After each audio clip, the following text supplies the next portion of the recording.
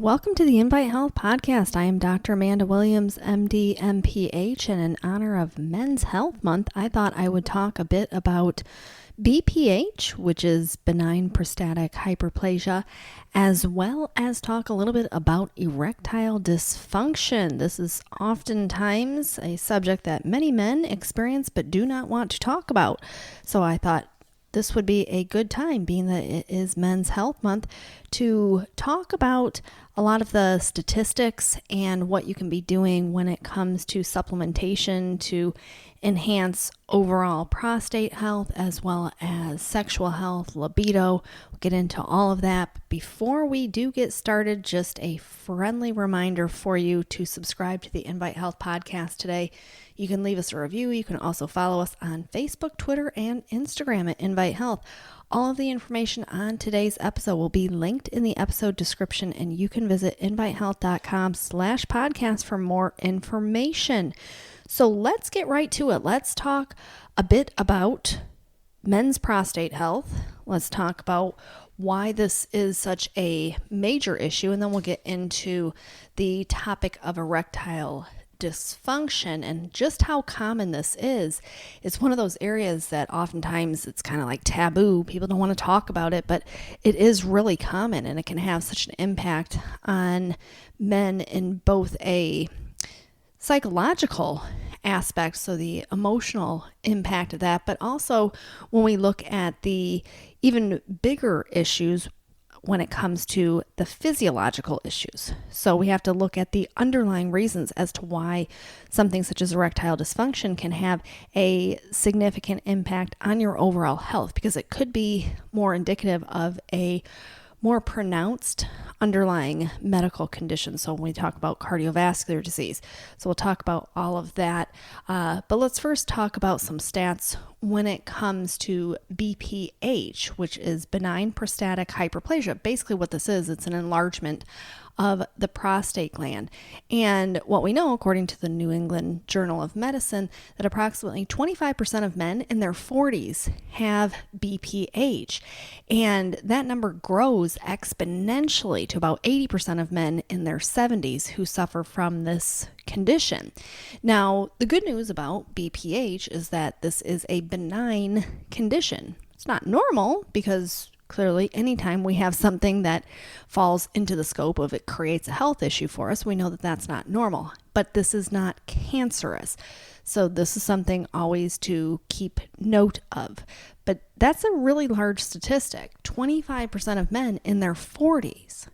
25% of men in their 40s begin to have signs of BPH. And when you look at a lot of the symptoms that go along with BPH, this can come down to, increase frequency of urination, getting up multiple times in the middle of the night, which can then disrupt your normal sleep pattern, which we know certainly can have a negative effect on your overall health. You need to be able to get a good restful night's sleep in order for the body to be able to heal and repair itself. So what is it that you can be doing if you fall into that category? We know many men do. Well, we can look at different nutrients. Obviously, we have to always start with the foods. Foods do matter. So, you are what you eat. If you are following a standard American diet, this is going to exacerbate any type of an inflammatory condition. So if we have an enlargement of the prostate gland, we know we have inflammation that is occurring there. And one of the things that is quite beneficial is to follow an anti-inflammatory diet. What would that be? A Mediterranean diet. So you're going to be getting a higher amount of antioxidant foods coming from fruits and vegetables, as well as good healthy fats that help to ease inflammation. Those omega-3 fatty acids, for example, that come from things like fatty fish such as salmon. These are all going to be beneficial. So the more that you adhere to a Mediterranean diet, the less inflammation that the body will be able to generate. So do keep that in mind. When we have high fat foods, when we have bad carbohydrate foods, high sugar, if you're drinking sugary drinks, things along that line, that is just going to exacerbate the underlying condition, and we don't want that to happen. So we can look at all different types of nutrients that you can be taking in terms of supplementation on top of that adherence to the Mediterranean diet. And that's what I'm going to get into. I'm going to talk about things like saw palmetto extract. We're going to talk about stinging nettle root extract and just how beneficial these can be when it comes to the overall health of the prostate. Talking about pumpkin seed extract as well. And I'm going to talk about a really interesting study that came out showing just how beneficial pumpkin seed extract can be for the overall health of the prostate. But let's first start with saw palmetto. Saw palmetto is probably one of the most well-known natural herbal extracts that has been utilized for a very long time when it comes to prostate health issues. So when you have chronic prostatitis, even in issues such as sexual dysfunction, and oftentimes the two will go hand in hand. If you have BPH, it's often very common that you can experience erectile dysfunction in addition to the BPH. So in the Journal of Phytotherapy Research back in 2013, they did a study that demonstrated that men who were treated with 320 milligrams of saw palmetto extract daily for 8 weeks not only experienced a significant improvement in their International Prostate Symptom Score, which is the standard tool to measure the severity of BPH, but they also had a significant improvement in sexual dysfunction scores as well. So, and this was just 8-week study, an 8-week study, 320 milligrams of saw palmetto extract. And then we look at adding in the saw palmetto along with stinging nettle root extract. Stinging nettle root, also an herbal extract that has been widely used for things such as BPH. So in both human as well as animal studies, they have shown that nettle root extract is very effective in a lot of the symptomatic issues that go along with BPH. They've been able to show that the stinging nettle root extract actually has the ability to ease the inflammation or shrink the size of the prostate itself. So really quite interesting. In the Journal of International Urology and Nephrology, they were looking at a study in which they combined nettle root extract along with saw palmetto in men who had BPH. And they found that that combination of those extracts, the saw palmetto in combination with nettle root extract, reduced, once again, that International Prostate Symptom Score by upwards of 53% and helped to improve urinary flow as well as the residual urine volume when they compared that to the placebo group. So that is really quite impressive. So we have a really wonderful formulation called Prostate HX that gives you 420 milligrams of the saw palmetto extract, which is really quite interesting because when you look at the majority of those clinical research trials that show the efficacy of saw palmetto, the benchmark amount of that saw palmetto is 320 milligrams, and ours has 450. I said 420, but it's actually 450 milligrams of saw palmetto. So we take ours to a whole nother level because you're getting a much higher amount of that saw palmetto. And then it is also enhanced with things such as garlic extract. It has the stinging nettle root. There's a phytosterol complex known as beta-cytosterol, pygeum extract, rosemary extract, lycopene. So all of these really wonderful nutrients along with zinc and selenium that we know can help to enhance the overall health of the prostate itself. So this is really quite key. Now I had mentioned that there was a study looking at pumpkin seed. I want to tell you about this because it's going to get into the International Prostate Symptom Score once again and how beneficial the pumpkin seed extract can be. But what we're going to do is we're going to take a quick break, so we will be right back.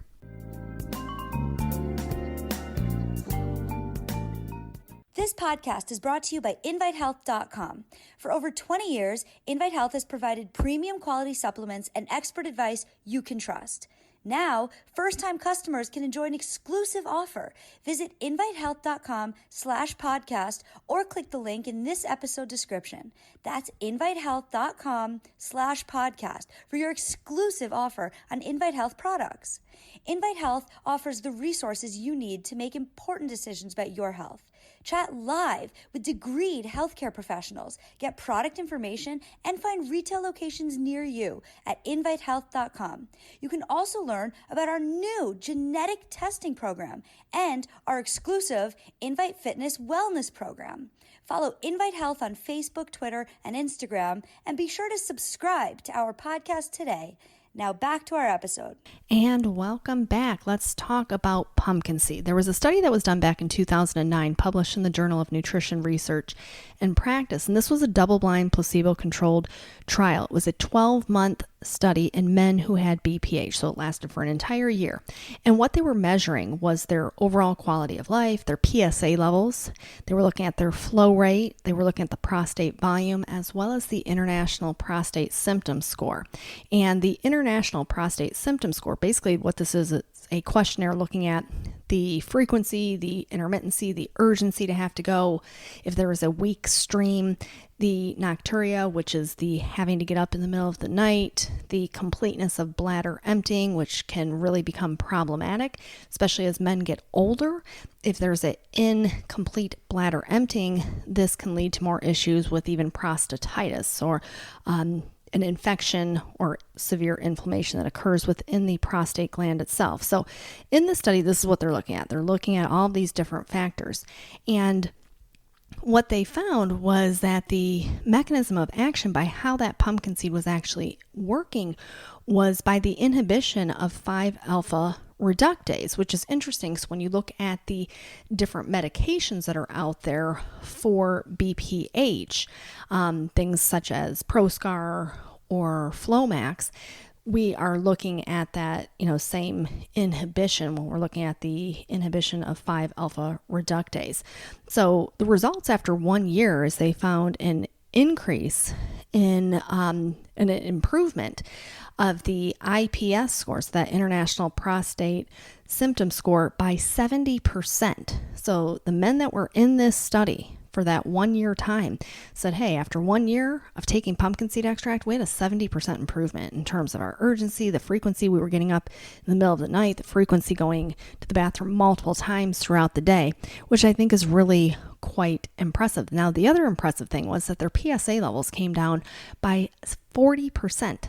So 40% just in that 1 year time. And for men who suffer from issues such as BPH, having a comprehensive nutrient supplementation that includes things such as saw palmetto and stinging nettle and pumpkin seed extract, along with zinc and selenium, really is incredibly beneficial. So just wanted to put that out there into the atmosphere. This is a very comprehensive formulation when you look at the Prostate HX with all of the different nutrients, that beta-sitosterol, to really help to enhance the way that the prostate gland is functioning, ease the inflammation, fend off oxidative stress, and support normal everyday function. So that's the Prostate HX. Now I want to talk about the comorbid condition that occurs when you have BPH along with erectile dysfunction. Now, when we look at the statistics for erectile dysfunction, remember with BPH, we know that BPH is very common, and we have 25% of men in their 40s start to have symptoms of BPH. Now, when we look at erectile dysfunction, you're going to see very, very similar numbers. Remember, erectile dysfunction is the actual inability to develop and maintain an erection for satisfactory sexual intercourse. So this is, different than BPH. However, the two are very, very interrelated. Now, let's talk about the Massachusetts male aging study, because this is really where a lot of valuable information came from. The Massachusetts male aging study reported a prevalence rate of 52%, and the study demonstrated that erectile dysfunction was increasingly prevalent with age. And so they said at age 40, At age 40, 40% of men are affected with some degree of erectile dysfunction. And that rate increased to 70% by the time men were 70 years old. So, talked about the BPH stats. Now we're looking at a very similar number when it comes to erectile dysfunction. Now, following, different factors, looking at higher probability in patients who had heart disease, hypertension, diabetes, those taking different medications, there was certainly those correlations. We know with people who have high blood pressure, there's going to be a blood flow issue. We know with heart disease, obviously, once again, we have vascular deterioration and blood flow issues. We have diabetics. We know that we have glycation damage within not only the nervous system, but also in the vascular system. And then we get into the factor of medications. That is where it's really quite astounding. So I want to tell you all about the different medications that have been connected to erectile dysfunction. This is not just for men, this is for women as well. Now, the male aging study, the Massachusetts male aging study, suggested that in Massachusetts, they were expecting roughly around 18,000 new cases of erectile dysfunction. And then throughout the United States, they estimated that number to be well over 600,000 cases every single year. So these are new cases. So that's a lot of men who are dealing with issues when it comes to erectile dysfunction. So we are looking at issues with functionality, but we are also looking at issues when it comes to decreased libido or a decrease in the actual sexual desire. We know that that has a shift with age as well. So there's a lot of different factors that can play into it. But one area that I like to highlight happens to be the medication component to that. Because for many people, they are completely unaware of the fact that their medication could be one of the main driving factors. Now, we know this is true of both men and women. Women can experience issues when it comes to decreased libido as well as sexual desires because of medication side effects. Now, one of the classes of medications that's really common for doing this is SSRIs, which is the selective serotonin reuptake inhibitors. Those are your antidepressant medications, which is odd because you take an antidepressant to try to support the mood, and one of the negative side effects happens to be a decrease in libido. So that's not a good thing for many folks out there. But we also see this in benzodiazepines. So it's not just the SSRIs. You see this in a lot of the benzodiazepines. So things for anxiety, a lot of the anxiolytic drugs can also create this issue. And it's not limited only to the SSRIs. We know that pretty much most of the antidepressants have that potential for creating this type of a side effect. So keep that in mind. We know that antihistamines can do this as well. So for people who suffer from allergies and are on allergy medications on a regular basis, this can also become extremely problematic. So these are things always to consider, because many times people may go in, they finally work up the courage to talk to their doctor about, their issues that they're having when it comes to erectile dysfunction or a decrease in sexual desire, low libido. And they may not even realize, hey, this whole time it's because of my antihistamine that I'm taking. It's because of a medication, perhaps, that I'm taking. High blood pressure medications. This is another huge class of drugs that can create issues with erectile dysfunction and low libido. So we can look at the beta blockers. Those are a big culprit. We can look at the ACE inhibitor drugs. Those are also a big culprit. So we're talking beta blockers. Those are going to be things like propranolol, metoprolol, atenolol. Those are all drugs that we know can create an issue with low libido as well as erectile dysfunction. Certainly, the diuretics, those can do that. So when we're looking at furosemide, we look at hydrochlorothiazide. These are very commonly prescribed, especially in a dual high blood pressure treatment protocol. Oftentimes someone will be on a beta blocker plus hydrochlorothiazide. So you can be getting kind of that double whammy effect where you're on two medications to treat one condition, which is now creating a secondary side effect. So these are all things to keep in mind. Calcium channel blockers certainly have been linked to this, but the thiazides in particular are one of the most common causes of erectile dysfunction when we're looking at the high blood pressure medications. Those, along with the beta blockers, those are the two biggest drivers, and those are the two most commonly prescribed medications when it comes to hypertension or high blood pressure. So if you are on a medication, and even if it doesn't say hydrochlorothiazide, but it says HCTZ behind it, because sometimes they just shorten it to HCTZ. That's an area for you to go, maybe this is a cause to why I'm having the problems that I'm having. So these are things that I want people to just be aware of, because when you are thinking about reasons as to why you may be having problems when it comes to erectile dysfunction or libido, sometimes the obvious is right in front of you. Now, let's also talk about statin drugs. We know that sometimes the lipid-lowering medications, they have also been linked to issues with low libido and erectile dysfunction.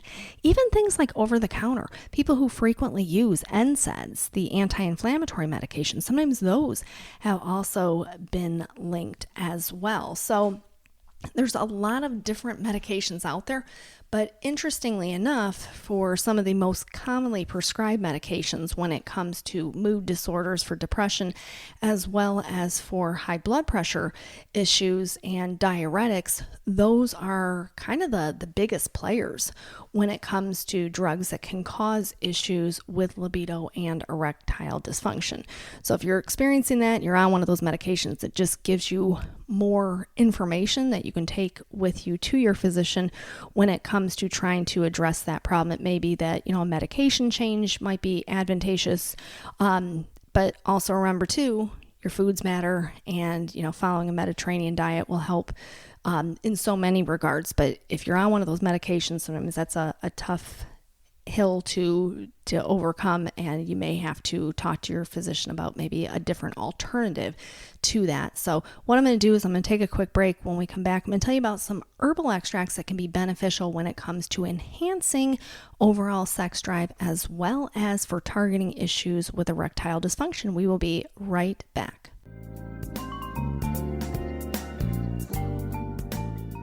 This podcast is brought to you by InviteHealth.com. For over 20 years, Invite Health has provided premium quality supplements and expert advice you can trust.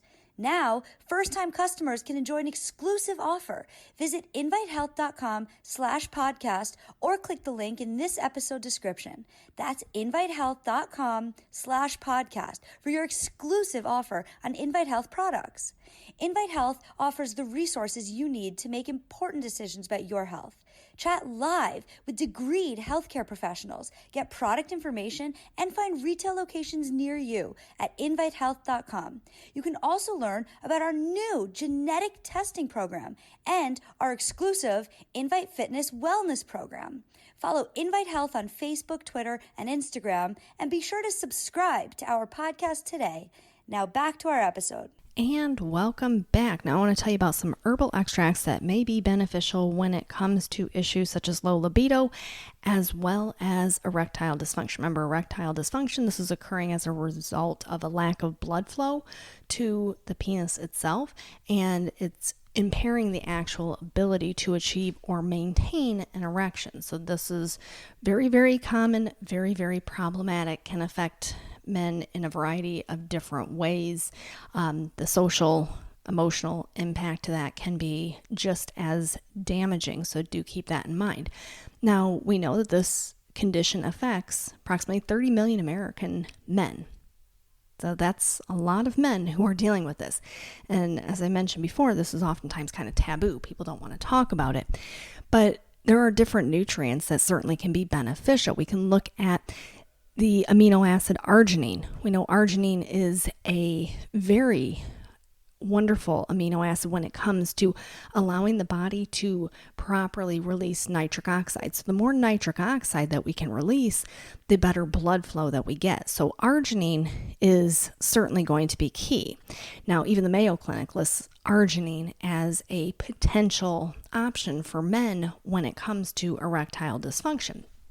We can look at things such as ginkgo biloba. That's another really wonderful herb that can be beneficial when it comes to enhancing nitric oxide release. Now, both arginine and ginkgo have been studied extensively when it comes to their mechanism of action of how they work when it comes to nitric oxide release. Then we get into some of the other herbs. We can look at Icariin. Icariin has been looked at for the ability to help to enhance, once again, the proper blood flow. And in the Journal of Sexual Medicine, they were looking at the Icariin being utilized for the treatment of erectile dysfunction. Now, it's been used in traditional Chinese medicine for many years, but they wanted to see just how beneficial it could be in the setting of erectile dysfunction. They said one of the things that they believe that the Icariin had this ability to do was it had this neurotrophic effect in addition to its known phosphodiesterase type 5 inhibiting effects. So the phosphodiesterases, this is an enzyme that breaks down different tissues in the body. So when we look at PDE5 inhibitors, and we're looking at classes of drugs that include things such as Viagra and Cialis. So Icariin is kind of that herbal version of that. We can look at herbs such as maca extract, and a real interesting study came out of the CNS Neuroscience and Therapeutics Journal where they did a double-blind placebo-controlled trial with maca root extract in the management of SSRI-induced sexual dysfunction. So remember, we talked about the different medications that can lead to the impaired sexual function. So they wanted to see if maca root extract could actually help for those who were on an SSRI, so the selective serotonin reuptake inhibitor, who had this sexual dysfunction because of the drug, if this would actually help them. And they found that the maca root may alleviate that SSRI-induced sexual dysfunction. So really very interesting research out there on so many different herbal extracts. You can look at Tribulus fruit extract, for example. In a Journal of Pharmaceutical Sciences, they were looking at Tribulus fruit extract for the treatment of sexual dysfunction in women. So this was a randomized double-blind placebo-controlled trial. And they were looking to see if Tribulus fruit extract would do anything when it came to women who had hypoactive sexual desires, basically really, really low libido. And they gave them the Tribulus extract, and after just 1 month, they found a significant improvement in these women who were utilizing Tribulus extract.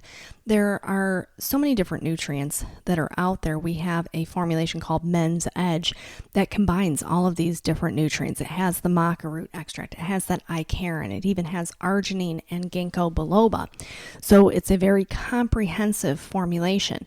Now, another thing to think about, being that this is Men's Health Month, and I always encourage men and women to always have their hormone levels tested and do comprehensive hormone testing on a fairly regular basis. I always say if people knew just how important hormones were, they would have them tested when they were 20 years old, when your hormones are at their peak levels. So then as you get older and you assess your hormones, you can start to see how hormones and the lack thereof start to have a negative impact on your overall health. Well, one area for men's health in particular that I certainly encourage men to have tested is not just your free and total testosterone, but to also look at your estradiol levels.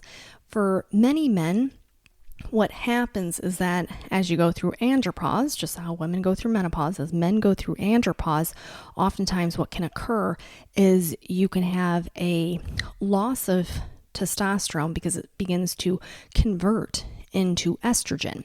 And so the estradiol is very important to look at, because we know that excess estrogen in men is really problematic. And this begins to happen in the middle part of your life. So middle-aged men will start to find that circulating levels of estradiol can become really problematic. And it's a real strong correlation between higher estradiol and the progression of carotid artery thickness. So as your estrogen levels go up in men, you also start to find that the carotid artery begins to thicken, and that can really be an issue when we look at heart attacks and strokes. So when you're thinking about the whole full gamut of cardiovascular health, men must always consider what is going on with their estrogen levels. Now, there's a really interesting herb called chrysin, and this is this natural plant-based nutrient that is really, really beneficial when it comes to men's proper hormone balance. When we look at the aromatization that actually occurs as men lose testosterone over into estrogen, we want to try and impede that or block that from happening. We know that chrysin has been studied and looked at as being incredibly beneficial in doing and achieving just that. So there's many different factors that can come into play when it comes to issues with BPH, when we look at issues with erectile dysfunction, as well as excess estrogen in men. So I encourage all men and women to get full comprehensive hormone testing done, include free and total testosterone, include DHEA sulfate, include your estradiol levels. These are all very, very important for you to know, because then you can modify what you're doing in terms of what nutrients that you take based off of those current hormone levels. So just a point to keep in mind. Also recognizing that, strokes are the third leading cause of death, and excess estrogen has been linked to that. So for men, it really is very important to look at your estradiol levels. So there's a lot of information out there when it comes to men's health. I just wanted to kind of give you an overview when it comes to what you can be doing to support the prostate, what you can be doing if you are experiencing issues with erectile dysfunction. There's so many different nutrients out there that can be potentially beneficial for you. Keep in mind, a lot of medications can be a major driver to those issues. So now that you're aware of which classes of drugs are more common to be causing that, it may kind of open up that door for you to have a conversation with your personal physician about maybe some other options for you if you are experiencing that because of a side effect from a medication. And then obviously looking at formulations such as the masculine HX, which contains chrysin. We know it can be very supportive for eye health, but as well as for hormonal health in both men and women. So kind of went over a lot of different things. I will do another episode where I talk more in detail just about prostate health, and I can do another one on the dangers of, excess estrogen in men as well. But for today, that is what I have for you. Do keep in mind that you can find all of our podcasts, all of our episodes for free wherever you listen to your podcasts. And you can also find that by visiting invitehealth.com/podcast. Make sure that you subscribe. You can leave us a review. You can follow us on Facebook, Twitter, and Instagram at Invite Health. And we will see you next time for another episode of the Invite Health Podcast.